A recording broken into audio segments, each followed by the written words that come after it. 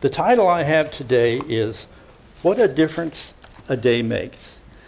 Does anybody remember Dinah Washington? Chuck does.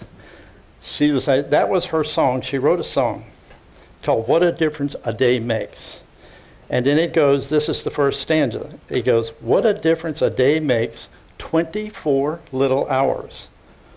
Brought the sun and the flowers where there used to be rain. Now you can look at this in many ways, but what it talked to me is the Sabbath. Because the Sabbath is a very special day. And with that title, What a Difference a Day Makes, fits it perfectly. But you can also apply it to other things. So let's talk about the Sabbath. If you go to Genesis 2:3, it states, and God blessed the seventh day and declared it holy, because it was the day when he rested from all his work of creation. And as you can see up here, I many times think about the creation, the universe, the galaxies, and especially ours, and the earth, and how beautiful this earth really is. Because I just recently watched a surfing thing. This person was doing a tour around New Zealand, and I was impressed with the beauty that was there. But there's beauties everywhere. And I think about how God created this for us to enjoy.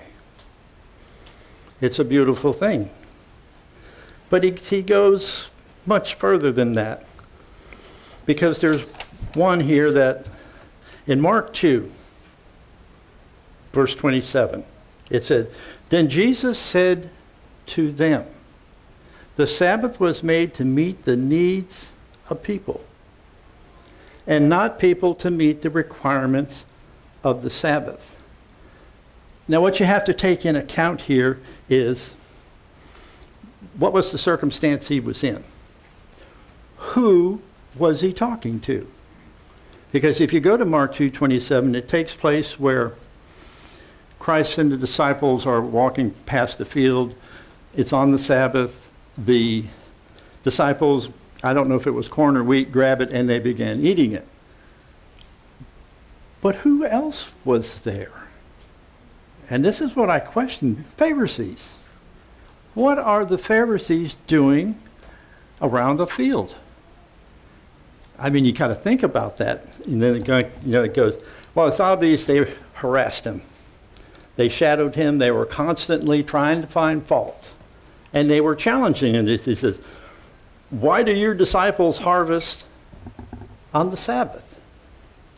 Because the point I'm trying to get to here is, in the first part he says, was made to meet the needs of people. Well, what needs are those? That's our spiritual needs. That's our fellowship needs. That's our time when the Sabbath comes to be away from the world. The world itself right now is a little, what's the best word? I don't want to say irritating, because of, they're in their traditional holidays. It's everywhere. And if you work in an office environment like I do, I'm the only one in City Hall that doesn't participate in this. Well, the ladies, they're great people, but they try to force it on me. They try to force me into situations, and of course I have to explain to them and resist it and tell them why. They understand, but they're so caught up in what they're doing. They don't actually really know what they're doing because it's a tradition. They think it has something to do with Christ, but it does not. Not at all. But they persist.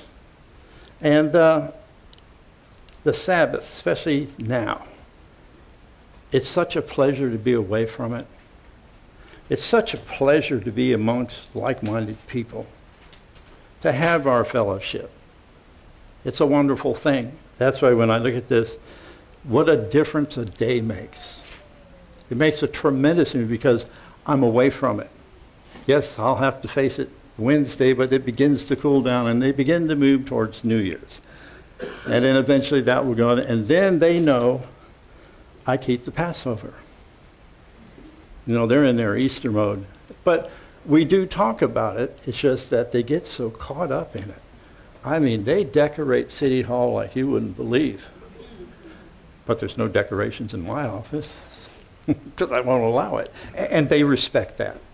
But and another, of course, they expect a certain amount of respect from me, and I do. And I just don't participate in it. They try to get me into it, but I don't. But then we come to the second part where it says, and not people to meet the requirements of the Sabbath.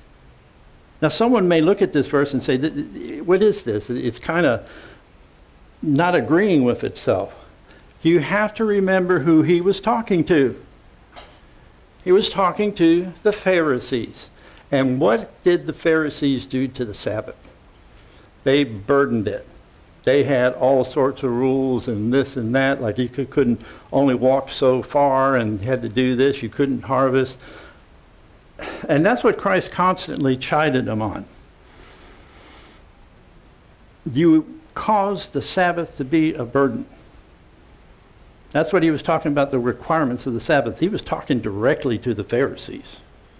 And of course he was scolding them, and explaining that he was also the Lord of the Sabbath. But the most important thing is to meet the needs of the people. Us. What does this day mean to us? It's a day that we can hear God's word. It's a day we can fellowship. What would it be like if you didn't have this day? If you didn't keep the Sabbath, what would your day be? Probably most of you would be working. Or caught up in traditional holidays or something like that. This is the day that God gave us to hear him, to hear his word so we can grow spiritually. But what's more importantly is our fellowship. Doesn't God say, do not forsake your fellowship? Do not fail to assemble? That's for us. This is the day that God has blessed for us to grow spiritually and closer together with one another. And he explains this. You go to Leviticus 23:3. It says, you have 6 days each week for your ordinary work. But the 7th day is a Sabbath day of complete rest. And this is the part I like. An official day for holy assembly. It is the Lord's Sabbath day, and it must be observed wherever you live. Because I know there are times we travel, relatives or a family kind of get-together thing. But when the Sabbath comes, what does God say? It must be observed wherever you live or are. I know sometimes with hotels, you know how to keep the Sabbath. If you got an internet, you can always tune into a webcast and things like that. But it's a day to be respected of God, to pursue God, to hear him, and if there's others around that are like-minded, also to be with them. It's an important day. And I know you all know that. I know you understand it. But my question would be, how deep is your commitment to it? I'm sure if we do, we're human. We make errors, and sometimes we violate it. And hopefully we regret doing that, but it's something that just happens. Some sort of circumstance will come your way and interfere. And sometimes you fall prey to it, sometimes you don't. But it goes right back to that thing. What a difference a day makes. And then continuing on,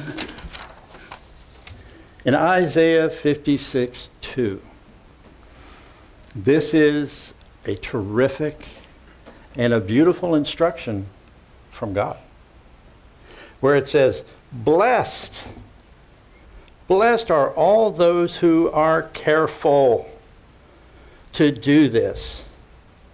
Blessed are those who honor my Sabbath days of rest. and keep themselves from doing wrong. Doesn't that kind of say it all on what we're supposed to be doing? But there's blessings that go with the Sabbath. Personally, there's a peace that goes with it. And I enjoy, because I'm an inspector for a city. I deal with all kinds of people. I deal with all kinds of problems. Got a couple of serious ones I'm dealing with right now. When the Sabbath comes, I get to walk away from it. And I take full advantage of this time. It's just a mere 24 hours. But it's a 24 hours of freedom. To leave that behind for a day. I wish it were more, but it's not. So as time goes on and the more that you keep, you begin to understanding what really makes the difference a day. It makes a big difference in your life.